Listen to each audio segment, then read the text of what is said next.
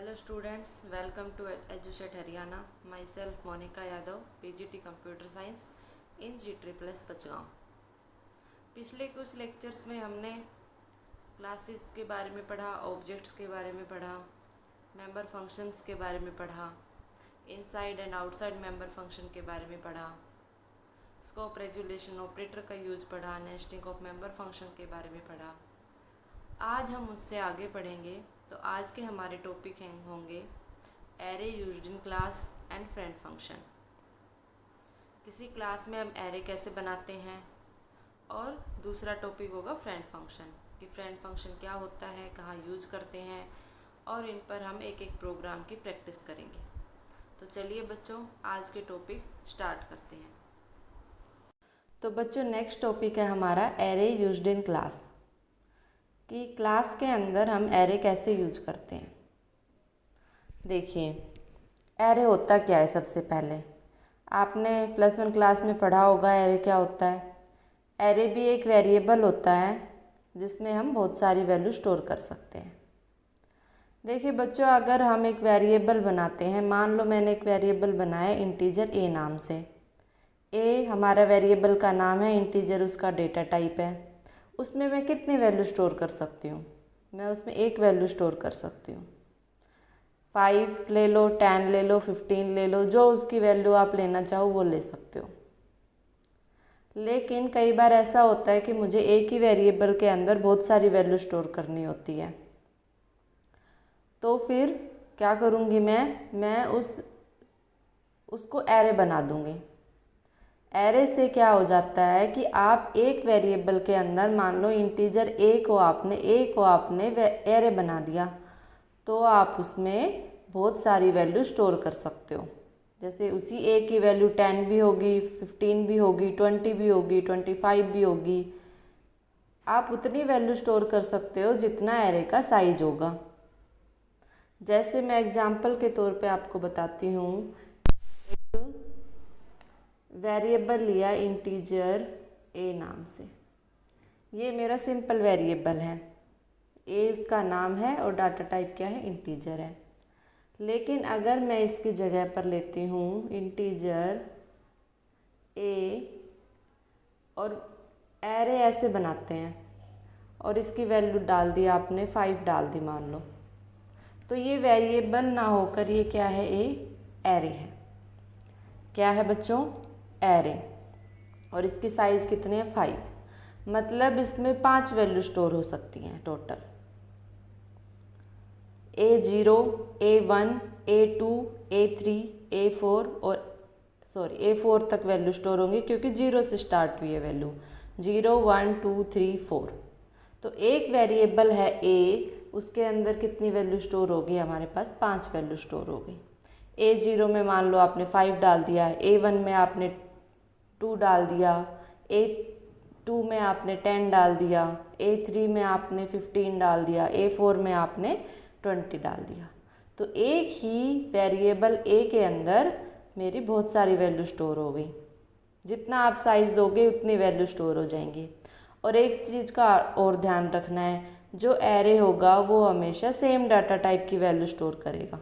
मतलब ये नहीं है कि आप A0 में इंटीजर ले रहे हो, फिर A1 में आप करैक्टर की वैल्यू स्टोर करा रहे हो। ये एरे नहीं है। एरे सिर्फ एक ही डाटा टाइप की वैल्यू स्टोर करता है।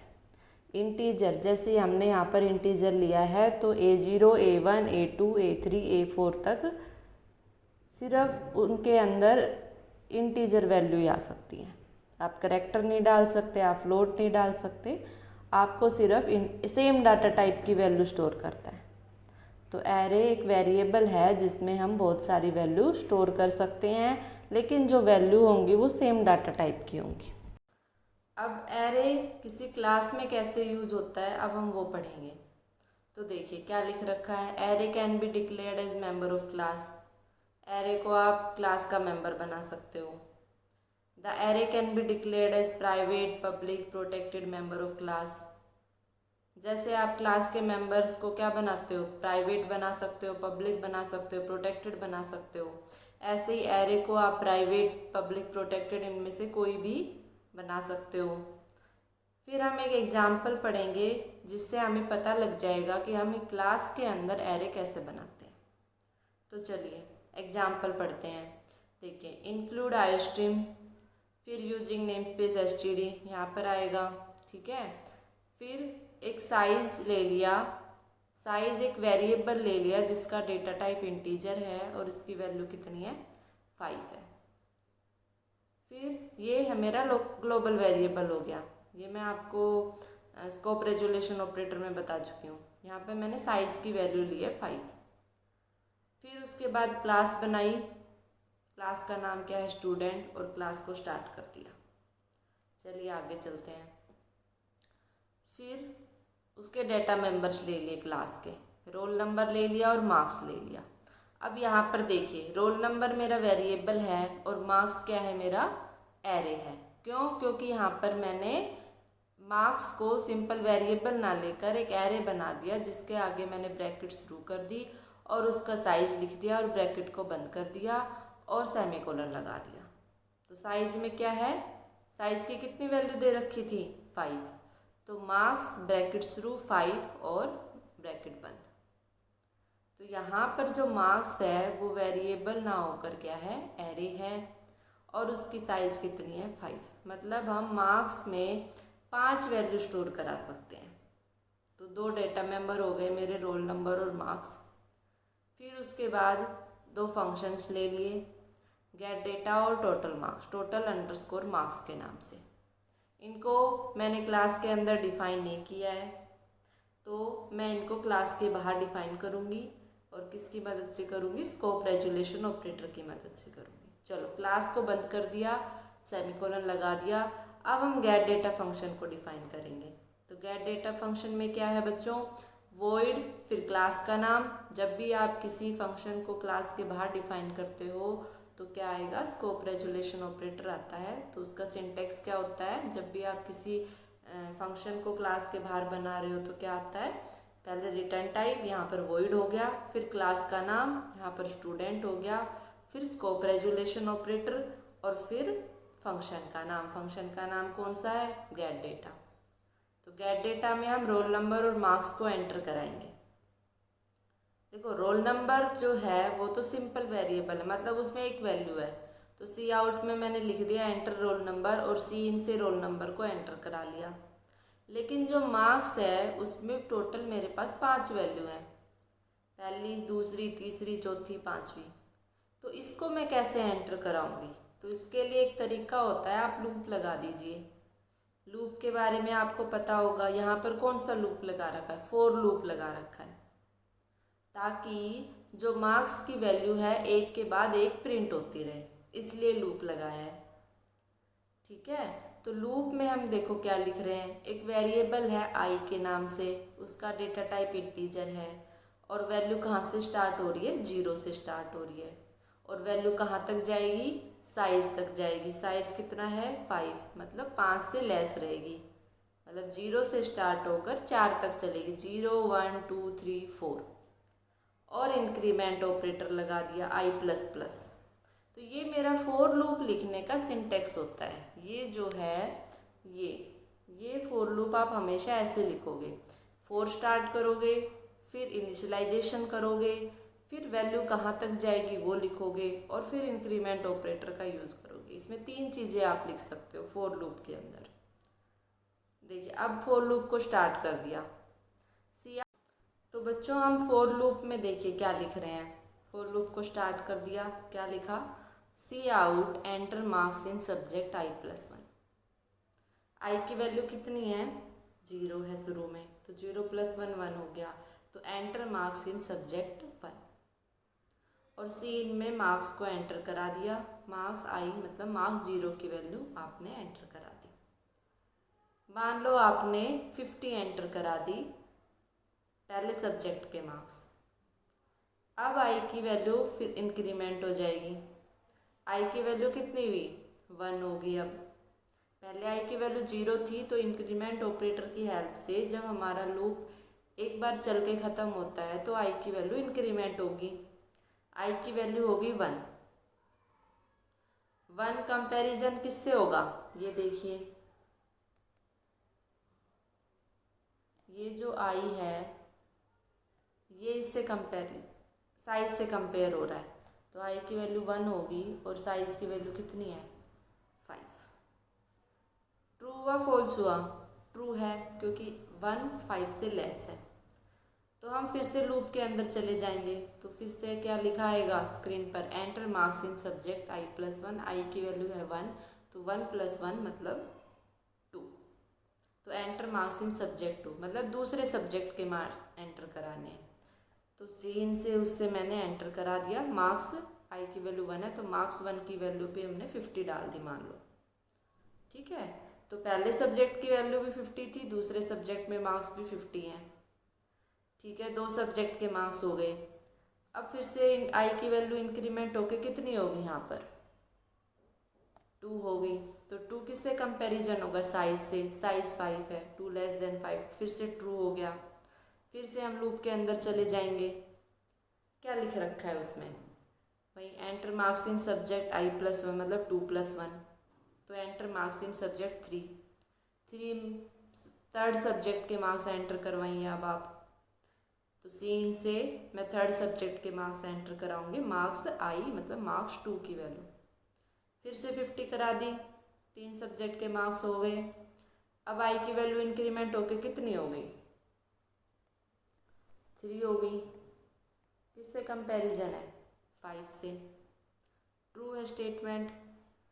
फिर से क्या लिखा देखिए, फिर से लूप में चले गए, क्या लिख रखा है, enter marks in subject i+1 3 + 1 मतलब 4। आप फोर्थ सब्जेक्ट के मार्क्स एंटर कराएं। अब सीन से फोर्थ सब्जेक्ट के मार्क्स एंटर करा दिए, मार्क्स आई मतलब मार्क्स 3 की वैल्यू कितनी होगी 50 एंटर करा दी। 4 सब्जेक्ट के मार्क्स एंटर करा दिए। अब आई की वैल्यू इंक्रीमेंट हो गई, कितनी हो गई 4 हो गई। तो यहाँ पर 3 की बजाय क्या आ गया 4 आ गया। 4 < 5 ट्रू है। फिर से लूप के अंदर चले जाएंगे, स्क्रीन पे लिखा आएगा enter marks in subject i+1 कितना हुआ, आई की वैल्यू 4 है, 4 + 1 5 मतलब 5th सब्जेक्ट के मार्क्स आ गए आपके पास, उसकी भी वैल्यू 50 एंटर करा दी। ठीक है, अब आई की वैल्यू फिर से इंक्रीमेंट होके कितनी हो जाएगी 5 हो जाएगी। तो 5 < 5, अब ये ट्रू है फॉल्स है, तो बच्चों ये फॉल्स हो गया, क्योंकि 5 5 के बराबर है, उससे छोटा नहीं है। तो ये जैसे ही ये फॉल्स हुआ तो हम लूप से बाहर आ जाएंगे। तो इस तरीके से मैंने अपने 5 सब्जेक्ट के मार्क्स एंटर करा दिए। उस स्टूडेंट के मार्क्स एंटर कराए हैं जिसका रोल नंबर 1 है, और उसके 5 सब्जेक्ट के मार्क्स एंटर करा दिए। जब मेरे पास स्टूडेंट का रोल नंबर आ गया, मार्क्स आ गए, तो मैं टोटल कर सकती हूँ या नहीं, कर सकती हूँ, क्योंकि टोटल करने के लिए आपको 5 सब्जेक्ट के मार्क्स चाहिए। तो गेट डेटा फंक्शन का काम यहाँ पर क्या हो गया, ख़त्म हो गया। ये मेरा गेट डेटा फंक्शन का काम ख़त्म हो गया। इसमें मैंने रोल नंबर एंटर करा दिया और लूप की मदद से, फोर लूप की मदद से 5 सब्जेक्ट के मार्क्स एंटर करा दिए। तो चलिए आगे पढ़ते हैं। अब मैं टोटल मार्क्स, जो मेरा टोटल TOT_मार्क्स जो मेरा फंक्शन है उसको डिफाइन करूँगी। वहीं आउटसाइड द क्लास का एग्जाम्पल है, तो रिटर्न टाइप लिखा, क्लास का नाम लिखा, स्कोप रेजुलेशन ऑपरेटर लगाया और total_marks लिख दिया। ठीक है, अब उस फंक्शन को स्टार्ट कर दिया। अब इसमें हम टोटल करेंगे। टोटल कैसे करते हैं, 5 सब्जेक्ट के मार्क्स को प्लस करना है आपको, तो टोटल आ जाएगा। तो देखिए टोटल की वैल्यू इनिशियली ले ली 0। देखिए यहाँ पर क्या लिए वैल्यू 0, इसका डेटा टाइप इंटीजर ले लिया। फिर उसके बाद लूप स्टार्ट किया। लूप में फिर वही i = 0, i < size i++, i एक वेरिएबल ले लिया इंटीजर डेटा टाइप का, और उसकी वैल्यू 0 से स्टार्ट होकर कहाँ तक जाएगी 5 तक जाएगी, क्योंकि साइज की वैल्यू कितनी है 5 है। अच्छा, लूप के अंदर देखिए क्या हो रहा है, ये हो रहा है टोटल प्लस = मार्क्स i। इसको मान लो मैंने लिख दिया, टोटल को मैं t लिख रही हूँ, तो t प्लस मार्क्स को मैं m लिख रही हूँ, ये इस लाइन का मतलब ये है। यहाँ पर टोटल को मैंने टी लिखा है, आप लोग कंफ्यूज मत होना, और मार्क्स को मैंने एम लिखा है। तो ये इस लाइन का मेरा मतलब ये हुआ। तो देखिए, सबसे पहले लूप चला, आई की वैल्यू 0 है, ठीक है। तो टोटल की वैल्यू भी शुरू में कितनी है, 0, और एम 0 आ गया, आई की वैल्यू 0 है। तो मार्क्स 1, पहले सब्जेक्ट के मार्क्स कितने एंटर कराए थे हमने, पांचों सब्जेक्ट के मार्क्स 50 एंटर कराए थे।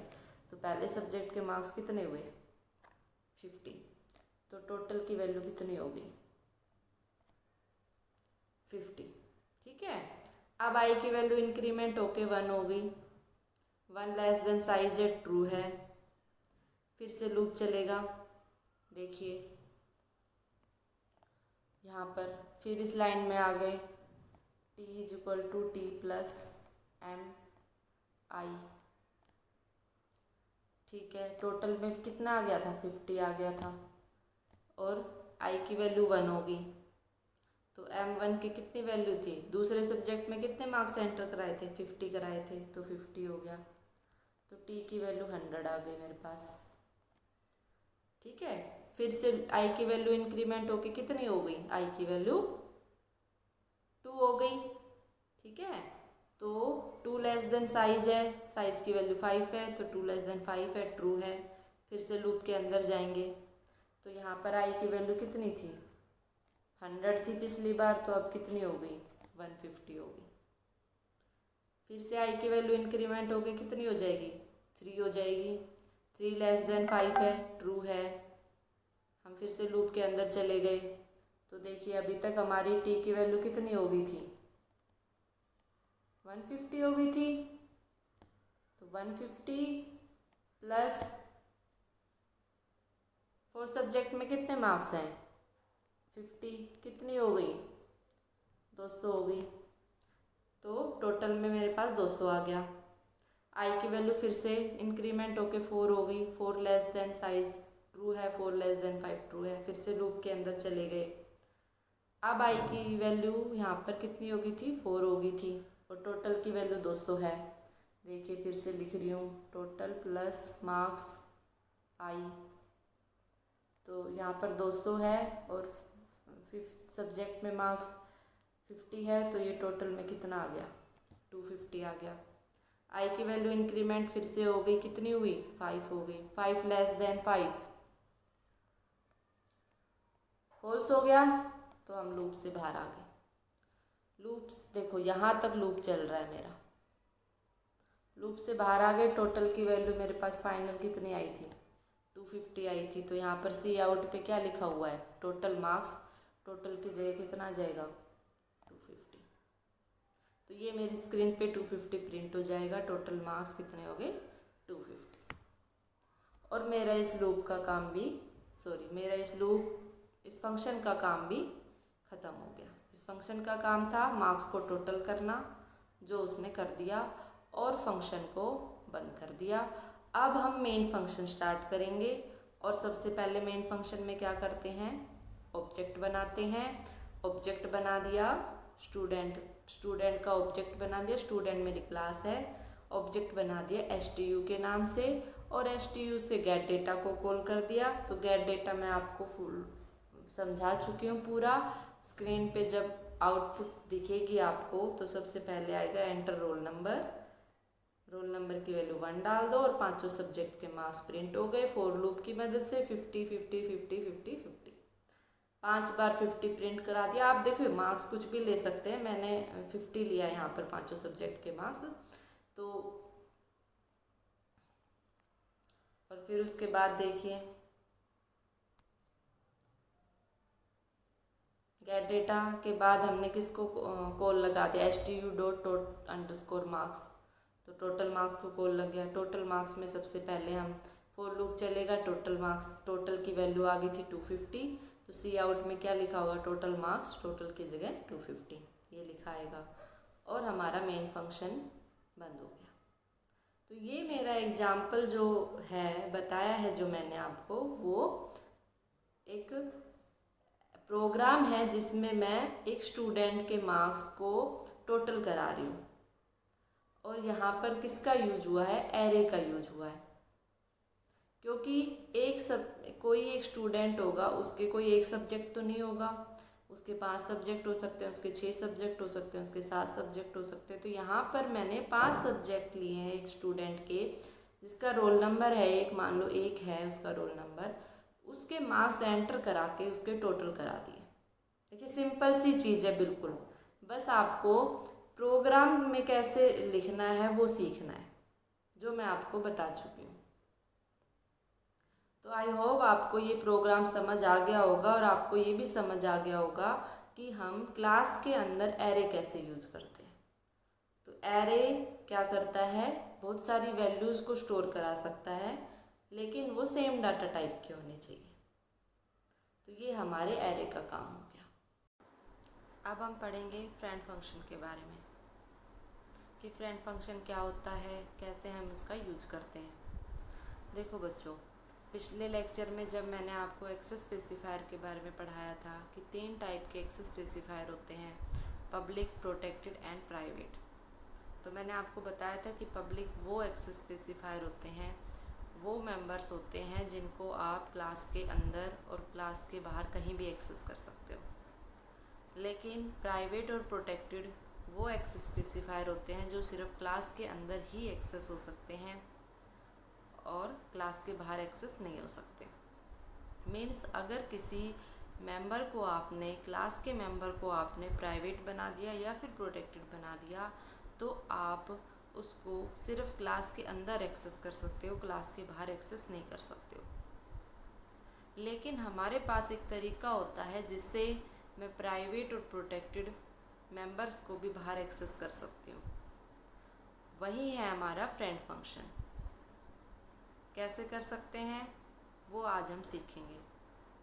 अगर आप किसी फंक्शन को, कोई क्लास से बाहर कोई फंक्शन है, उसके अंदर आप प्राइवेट और प्रोटेक्टेड, उस क्लास के प्राइवेट और प्रोटेक्टेड मेंबर्स को एक्सेस करना चाहते हो, तो आप उस फंक्शन को उस क्लास का फ्रेंड बना दो, तो आप उस क्लास के डेटा मेंबर्स को बाहर एक्सेस कर सकते हो। तो ये हमारे फ्रेंड फंक्शन का यूज है। देखिए क्या लिख रखा है इसमें, friend function are not member function of the class. सबसे पहली बात कि फ्रेंड फंक्शन क्लास का मेंबर नहीं होता है। अगर आपने किसी फंक्शन को, बाहर के फंक्शन को फ्रेंड बनाया है उस क्लास के अंदर, तो वो उस क्लास का मेंबर नहीं है। But a friend function in C++ is defined as a function that can access private, protected and public members of class. लेकिन फ्रेंड फंक्शन क्या कर सकता है, अगर आपने किसी क्लास के अंदर किसी फंक्शन को फ्रेंड बना दिया है, तो वो फंक्शन उस क्लास के प्राइवेट, प्रोटेक्टेड और पब्लिक तीनों मेंबर्स को एक्सेस कर सकता है, भले ही वो पब्लिक हो, भले ही वो प्राइवेट हो, भले ही वो प्रोटेक्टेड हो। तो फ्रेंड फंक्शन का यूज मेनली यही है कि ये प्राइवेट और प्रोटेक्टेड और पब्लिक सारे मेंबर्स को क्लास के बाहर भी एक्सेस करवा सकता है। अब देखिए, अब हम सिंटैक्स पढ़ेंगे कि किसी क्लास के अंदर मैं फ्रेंड फंक्शन कैसे बना सकती हूँ। तो friend function is declared using the friend keyword. आपको किसी फंक्शन को अगर फ्रेंड बनाना है क्लास के अंदर, तो आप उस फंक्शन के आगे फ्रेंड लिख दीजिए, तो वो उस क्लास का फ्रेंड बन जाएगा। देखिए सिंटैक्स में क्या लिखा हुआ है, सबसे पहले क्लास, फिर क्लास नेम, फिर क्लास को स्टार्ट कर दिया और क्लास के अंदर जो उसके डेटा मेंबर्स हैं, मेंबर फंक्शंस हैं, वो आ गए। फिर मैंने एक फ़ंक्शन ले लिया जो फंक्शन उस क्लास का मेंबर नहीं है। देखिए यहाँ पर जो मैं फ़ंक्शन लिख रही हूँ वो कोई क्लास के बाहर कोई फंक्शन है, लेकिन मैं उसको उस क्लास का फ्रेंड बना रही हूँ। तो फ्रेंड लिखोगे, फिर रिटर्न टाइप, जो इंटीजर, फ्लोट, वॉइड, जो भी आपका रिटर्न टाइप है, डाटा टाइप है, वो लिखोगे। फिर फंक्शन का नाम लिखोगे और फिर ब्रैकेट शुरू करके अगर उसके कोई आर्ग्यूमेंट्स हैं, पैरामीटर्स हैं, तो आप वो लिखोगे और ब्रैकेट बंद कर दोगे और सेमीकोलन लगा दोगे। फिर हम क्लास को बंद कर देंगे। क्लास को बंद करेंगे तो सेमीकोलन आएगा, इस बात का ध्यान रखना है। तो ये मेरा सिंटैक्स हो गया कि किसी फ्रेंड फंक्शन को हम कैसे क्लास के अंदर डिक्लेयर कर सकते हैं। आई होप कि आपको समझ आ गया होगा।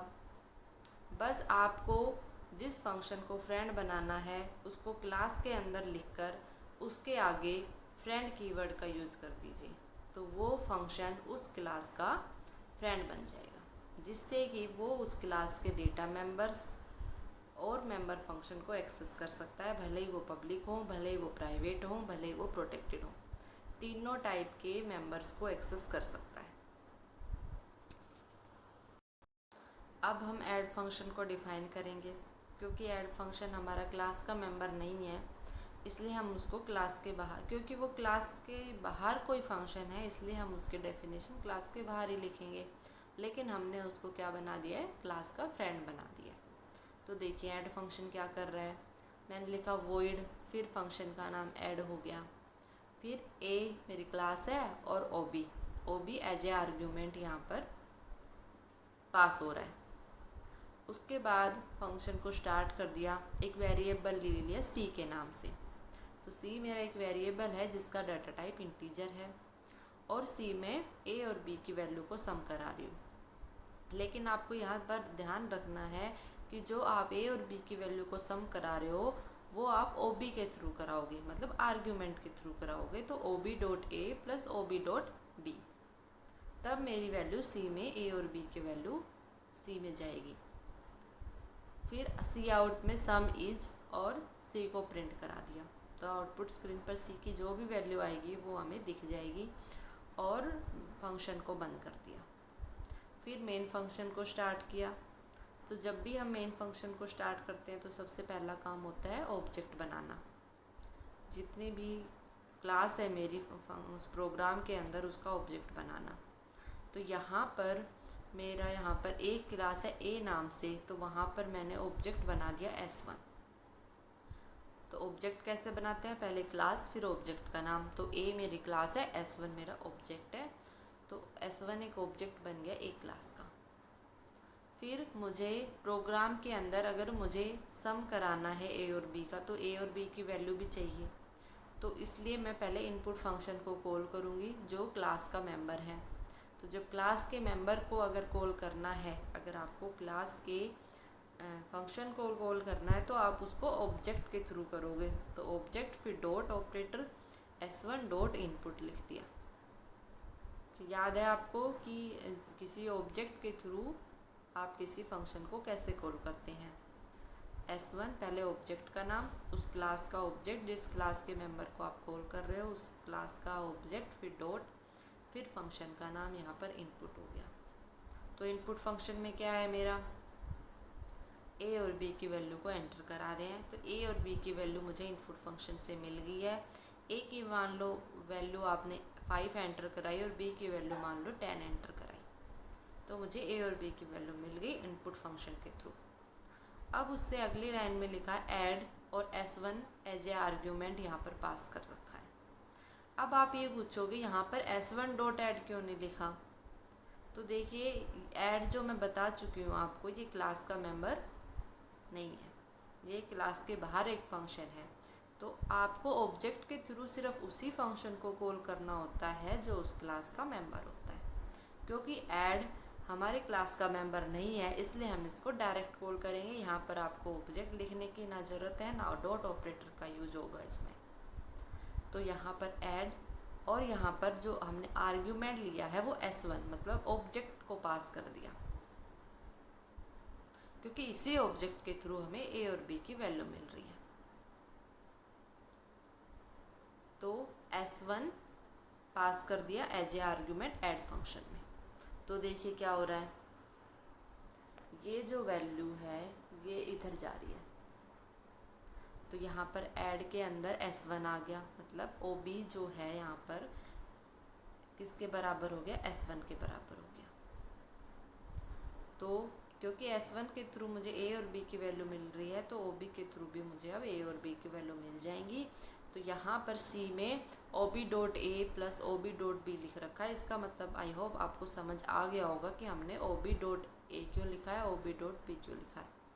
क्योंकि यार A और B को आप डायरेक्ट सम नहीं करा सकते, आपको ऑब्जेक्ट के थ्रू मतलब आर्ग्यूमेंट के थ्रू आपको कॉल कराना पड़ेगा।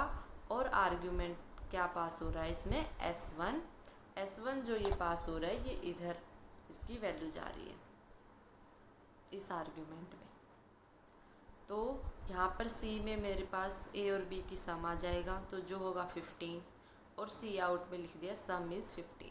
तो आउटपुट स्क्रीन पे मेरा 15 प्रिंट हो जाएगा। उसके बाद मेन फंक्शन में वापस आ जाएंगे और रिटर्न 0 लिख रखा है और मेन फंक्शन बंद हो गया। तो ये मेरा किसका एग्जाम्पल हो गया, फ्रेंड फंक्शन का। देखिए जो पीछे हमने A और B यहाँ पर जो लिया था ये मेरे प्राइवेट हैं दोनों, क्योंकि यहाँ पर मैंने कोई एक्सेस स्पेसिफायर नहीं बना रखा, इसलिए ये मेरे प्राइवेट हैं दोनों। और इनको क्या मैं A और B को क्या मैं किसी क्लास के बाहर किसी फंक्शन में एक्सेस कर सकती थी, नहीं कर सकती थी। क्यों? क्योंकि ये दोनों प्राइवेट हैं और आप सिर्फ क्लास के अंदर ही इनको एक्सेस कर सकते हो, आप क्लास के बाहर इनको एक्सेस नहीं कर सकते। लेकिन क्योंकि मैंने ऐड को यहाँ पर फ्रेंड बना दिया, इसलिए मैं A और B को बाहर भी एक्सेस कर पा रही हूँ। तो यही तरीका है फ्रेंड फंक्शन डिक्लेयर करने का और किसी भी प्राइवेट या प्रोटेक्टेड मेंबर्स को क्लास के बाहर एक्सेस करने का। तो आई होप कि आपको फ्रेंड फंक्शन का जो बेसिक है वो आपको समझ आ गया होगा कि फ्रेंड फंक्शन क्या होता है, क्या इसका यूज है और प्रोग्राम में कैसे हम फ्रेंड फंक्शन बना सकते हैं। अब हम कुछ क्वेश्चंस की प्रैक्टिस करेंगे। पहला क्वेश्चन है हमारा, which of the following correctly declare an array. कि आपको आपके पास 4 ऑप्शन है, इनमें से आपको बताना है कि कौन सा करेक्ट सिंटैक्स है किसी एरे को डिक्लेयर करने के लिए। तो देखिए पहले में क्या लिखा हुआ है, इंटीजर एरे और ब्रैकेट स्टार्ट करी है बड़ी वाली और एरे का साइज लिख दिया और ब्रैकेट को बंद कर दिया और सेमीकोलन लगा दिया। दूसरा देखिए इंटीजर एरे और फिर उसमें हमने ना कोई साइज दिया यहाँ पर और हमने सेमीकोलन लगा दिया, तो ये गलत हो गया। अगला देखिए यहाँ पर जो सी ऑप्शन है, यहाँ पर कोई इंटीजर हमने कोई डाटा टाइप ही नहीं दिया एरे को, तो ये भी गलत हो गया। अगला देखिए एरे फिर उसका साइज 10 दे रखा है, तो एरे कोई डाटा टाइप नहीं होता है, तो ये भी गलत हो गया। तो सही ऑप्शन कौन सा है मेरा बच्चों, ए आंसर मेरा करेक्ट है, क्योंकि यहाँ पर सबसे पहले डेटा टाइप यहाँ पर इंटीजर है, फिर एरे का नेम है और फिर उसका साइज हमने ब्रैकेट्स में लिख रखा है और फिर सेमीकोलन। साइज इसका यहाँ पर 10 है। तो ये मेरा करेक्ट सिंटैक्स है किसी एरे को किसी क्लास के अंदर डिक्लेयर करने का। तो A is the correct answer. दूसरा क्वेश्चन है, which keyword is used to declare the friend function. कि जब आपको फ्रेंड फंक्शन बनाना होता है तो आप कौन से कीवर्ड का यूज करोगे बच्चों। तो ये मैं आपको बता चुकी हूँ कि जब भी आपको किसी फंक्शन को फ्रेंड बनाना होता है तो उस फंक्शन के आगे आप क्या लिख दीजिए, फ्रेंड लिख दीजिए। तो देखिए यहाँ पर 4 ऑप्शन में से कौन सा करेक्ट होगा, माई फ्रेंड जो डी आंसर है वो भी गलत है, क्लास फ्रेंड भी नहीं होता, friend B answer is the correct answer, क्योंकि ए में जो फ्रेंड लिख रखा है उसकी स्पेलिंग मिस्टेक है, FRIEND, जो बी आंसर में जो डी में जो मेरा आंसर है वो करेक्ट है। तो हम जब भी किसी फंक्शन को फ्रेंड बनाते हैं तो उसके आगे हम FRIEND कीवर्ड का, फ्रेंड कीवर्ड का यूज करते हैं। तो ये मेरा बी आंसर करेक्ट हो गया। तो आज हमने 2 टॉपिक्स के बारे में पढ़ लिया, एक क्लास के अंदर एरे कैसे बनाते हैं और फ्रेंड फंक्शन के बारे में पढ़ लिया। आप इन पर प्रैक्टिस कीजिए और प्रोग्राम्स बनाने की कोशिश कीजिए और इन पर क्वेश्चंस की भी प्रैक्टिस करें। Thank you.